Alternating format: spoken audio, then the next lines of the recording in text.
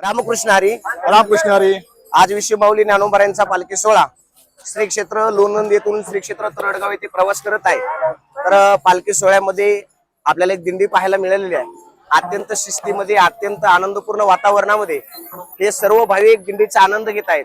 तर दादा, तुम्ही किती वर्षापासून माऊलींसोबत चालता? हे माझं 10वं वर्ष आहे. वा. आणि 10 वर्षापासून 2017 पासून आम्ही सुरू केलंय.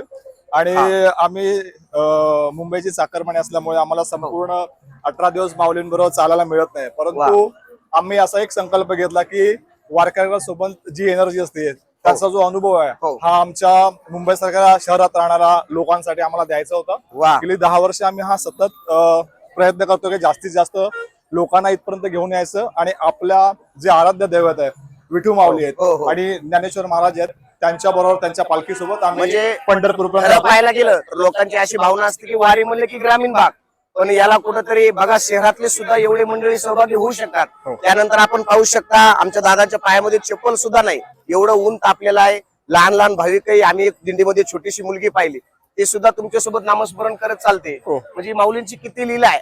तुम्हाला तुमच्या लहान मुलीच्या बाबतीत मी सांगेन तुम्हाला, ती अगदी पहिल्या वर्षापासून, म्हणजे ही तिची 5वी वारी आहे आणि पहिल्या वर्षापासून ती वारी करते.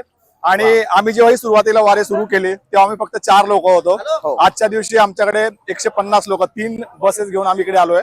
आणि 150 लोकांची या ठिकाणी आम्ही संपूर्ण माऊली आहेत. या ठिकाणी 80 वर्षाच्या वयोवृद्ध पण आमच्या वारीमध्ये माऊलींनी सहभाग घेतलाय.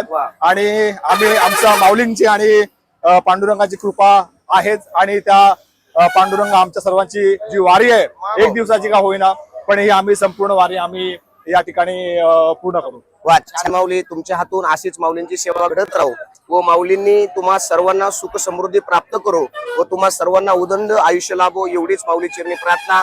तुमच्या पुढील प्रवासासाठी आमच्या खूप खूप शुभेच्छा आहेत. रामकृष्ण. धन्यवाद माऊली. रामकृष्ण हरी.